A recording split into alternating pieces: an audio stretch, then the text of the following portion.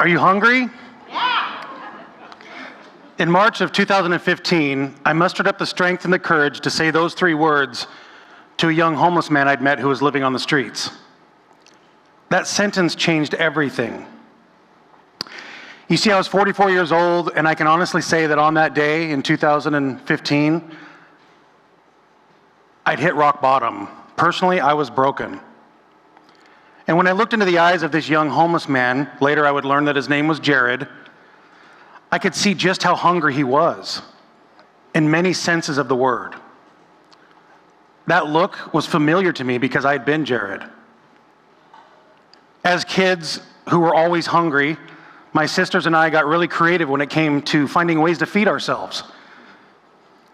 Growing up, I remember planning sleepovers with friends at their houses on the weekends because I knew that the chances of their family sitting down to a meal were much greater than my chances at home. As a teenager, I learned how to dumpster dive. And if you don't know what dumpster diving is, it's exactly what it sounds like it is. In the wee hours of the morning, I would climb into dumpsters behind grocery stores right here in Spokane, and I would retrieve bread and pastries and bring it home to my family. Finding food was my only focus every day. And as a kid, that's no way to grow up. I also learned that with poverty, hunger is not the only problem. My mom's boyfriend's physically and mentally abusing her. Family members drinking and downing pills. Inability to maintain jobs, evictions, homelessness, and so much more. Because of poverty. And I had a front row seat to all of it. I trusted no one. So I find myself at the age of 44. In 2015, I'm living in Medical Lake, not too far from here, in a trailer.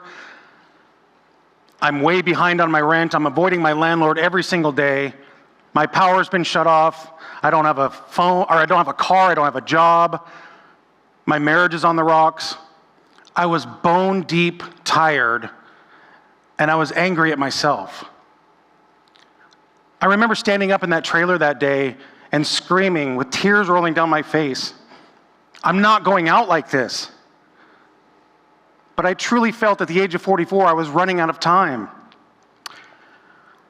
I had about $10 to my name, and I decided to get on the bus and head into Spokane, and I was going to go to Spokane Community College and see if there's any way that I could go back to school.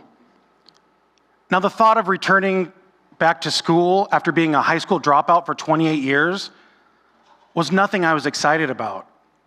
I hadn't opened a book in nearly 3 decades. I was terrified, but I was out of options. The bus brought me into Spokane, and it went to the bus plaza, which is literally 2 blocks from this building. That's where all the buses converge. And I had about 12 minutes until my next bus took me out to the community college. So I thought, you know what, I'm going to go upstairs to the convenience store, I'm going to get a snack. And I was headed into the convenience store, that's where I saw Jared sitting right outside the store. And 2 things stood out to me that day about Jared. One, he looked to be about my oldest son's age, and that really bothered me. And 2, just the condition that he was in. His hair was matted, his teeth were busted up, he was filthy from head to toe. He didn't have shoes on his feet, and it was March. It was not a time to be barefoot. Something in that moment happened. I'd seen Jared around town on other days, but on that day, in that moment, I heard a voice in my head and in my heart. And it simply asked me, how many times is this man going to be in front of you and you're not going to do anything? And I'm telling you guys, it was not my best day, but I felt like I had nothing to lose. I didn't know what to say to him. For the first time in my life, I was putting my stuff aside and helping someone else who was struggling more than I was. I didn't think that was possible. So I just blurted out the first thing that came to mind, and I asked him, are you hungry? And I remember clearly he was staring at the ground, and he kind of snapped out of it. He looked at me, he said, I'm starving. I said, let's go in the store, and I'm going to get you whatever you want. And so I got him some chips. I remember he got Funyuns and a Mountain Dew. I got some donuts and a coffee, and I spent the next 7 or 8 minutes just getting to know this complete stranger. I learned that Jared had been dropped off in Spokane. He didn't have friends. He didn't have family in town. He was not acclimating well to the streets. He was getting beat up a lot. And he shared with me that the night before we had met, someone had stolen his backpack while he slept. He said, Rick, I don't have much, but everything that I did own was in that backpack. And his shoes were tied to the backpack. So that explained why he was barefoot. I knew that I had to do something. This meeting with him was transformational. It let me know in my heart that I could maybe help someone even though I had nothing. And that was a brand new concept to me. So I blurted out, if you can meet me back here in 2 days in the same spot at noon, I will bring you a backpack with everything that you lost.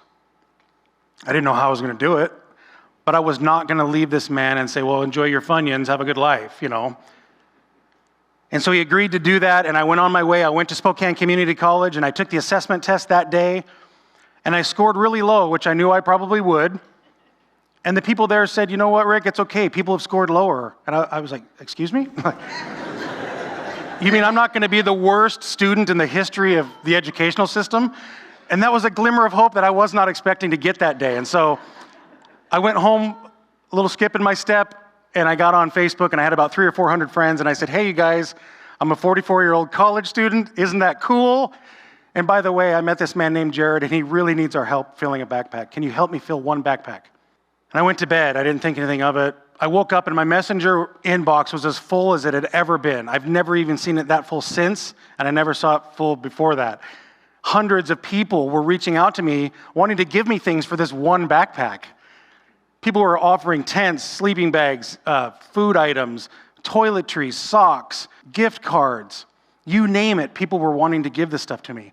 So I got online and I looked at the post, and it had been liked over 1,000 times and shared all over Spokane while I slept. Actually, in 24 hours, we filled 25 backpacks, full.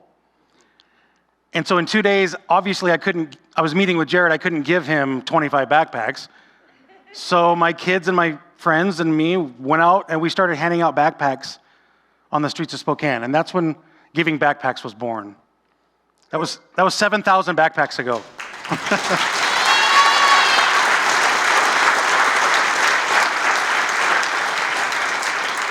Oh, I love this little guy. And that meeting with Jared it gave me hope. It gave me a purpose. I knew that I could help people even though I felt like I wasn't even worthy or capable of it. And it also gave me direction while I was at school that I didn't necessarily have. I knew I wanted to help somebody, but I didn't know what that meant. And so I breezed through 2 years at Spokane Community College. I was on honor roll the entire time. There was times in school where I was living in my van and I was doing my homework with a flashlight. And inside of me, I never had quit in me. And in my entire life, that's all I did was quit things. So I knew something was different. My brain was awake.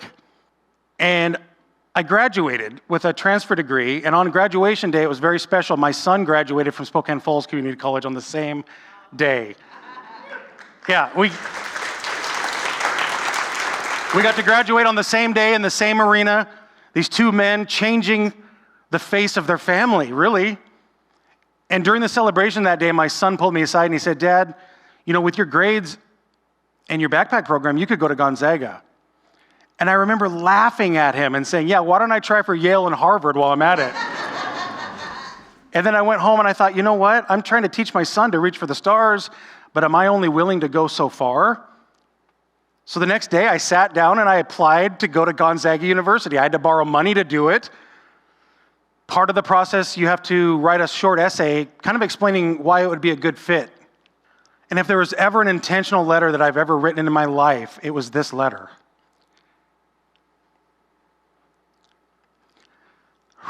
I laid it all out. I explained the things that I'm explaining to you guys tonight, and I basically ended the letter by saying, this broke, poor, hungry boy who's been in Spokane his entire life is now a man. He's standing at your door, and he's trying to change the cycle of poverty in his family. I hope you open your door. And about 3 weeks later, I got a beautiful manila envelope with a letter that basically said, Rick, we've been waiting for you. Here's $34,000 to get started.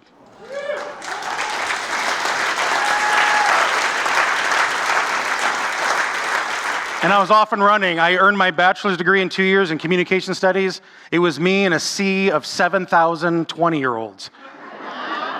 And I would not change it for a minute. I would never change it. And again, around graduation time, something special happened. Mike Rowe, some of you may recognize that name. He's the host of Dirty Jobs. He also had a show on Facebook called Returning the Favor. And he would travel the country and surprise people who were doing good things in their community. And that's exactly what he did to me. He brought me into the McCarthy Athletic Center. I didn't know this was all happening. He filled it with people and cheerleaders, the band, the mascot. It was amazing. And he presented me with a check to pay off my tuition at Gonzaga. Life was great. Every day was better than the day before, and I don't know how to explain it, and I didn't know how to explain it to my friends and my family. I know they thought I was going through a midlife crisis. I call it a midlife awakening. And now, so what happened was the pandemic came to town. Well, didn't just come to Spokane. And we were all kind of stuck inside, right? Things were going great with giving backpacks, but it's an outreach program, and so I was not able to go out and do the outreach work. So I was stuck at home like everybody else, and I thought, you know what? Maybe I can get online and raise some money for some local restaurants that were struggling, and then with that money, we can buy full-price meals and have those meals sent over to shelters and feed people who are experiencing food insecurities. I was trying to raise $200 the first night to get 20 pizzas, and to make a long story short, in 112 videos, we raised over $250,000 in Spokane.